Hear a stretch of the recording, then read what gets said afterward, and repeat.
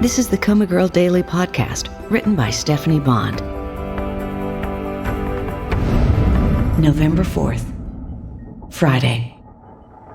So, the assistant district attorney was scamming Keith Young's attorney when she said Marigold was going to respond to yes and no questions about the accident.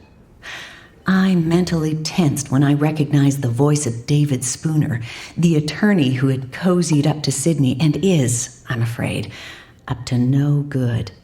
Right, Sydney said. It seems the ADA was scamming all of us.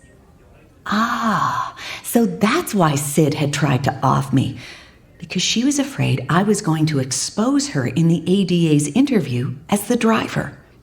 Do you think Young's people fell for the story?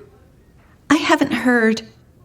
Well, let's keep our fingers crossed. And hey, since the surgery was successful, maybe she'll wake up and testify after all. Maybe, Sid said. So she hadn't even told Spooner that she'd been behind the wheel at the time of the accident.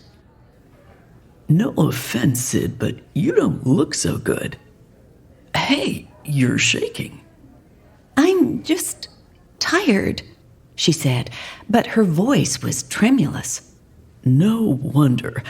You have so much on your plate with school and all of this, too. I saw a mention of Coma Girl's hashtag on HLN yesterday for top social media campaign of the year. Yes, I believe that popped up in my media alerts. I've been a little distracted. Maybe it's time we brought someone on to help with the media demands. I'll get Alicia in my office to step in so you can concentrate on your studies. She's a little young, isn't she? Sid's voice was tinged with jealousy. Alicia's 21 and into all the latest mobile tech, including international apps that most Americans haven't heard of.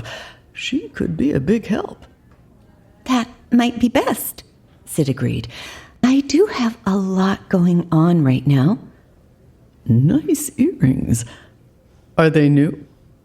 Mm-hmm. Should I be jealous? No, she murmured. I just needed a pick-me-up. Wow. When I was in law school, internships didn't pay enough for diamond earrings. I put these on a credit card until I get my first check for managing Marigold's foundation. When will that be, by the way?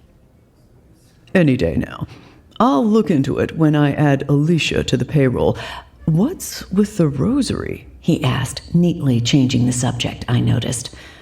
The familiar clink of the glass beads sounded. I'm Catholic. I know, but you've been carrying it around since I picked you up from the airport. Sid had taken it with her when she'd left my room after, I'm just worried about Marigold, she said vaguely. You said she'd be out of ICU soon, so things are looking up. Still, a little faith doesn't hurt. You're so good, he gushed. There's my phone. I need to take this, and they don't allow calls in here. I'll be right out, Sid said. At the sound of Spooner's retreating footsteps, my mind raced. Something had made Sid change her mind a few nights ago when she had her hands over my face. But she could change her mind again. With me gone, her life would go back to normal, and she could play the bereaved sister. At this very second, is Sid looking for a plug to pull? She began reciting a prayer to the Virgin Mary for forgiveness, but even after she finished and left, my fears don't ease. Because some people believe in storing prayers in the bank of God, then taking a withdrawal in one lump sum.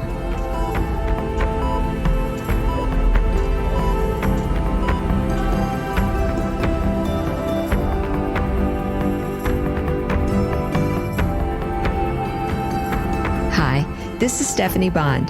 When I wrote the Coma Girl story, it was a Hail Mary experiment to see if listeners and readers would respond to the daily serial format. And you have. Thank you for your support. You're the reason I keep writing. Come back tomorrow for another daily episode of COMA Girl.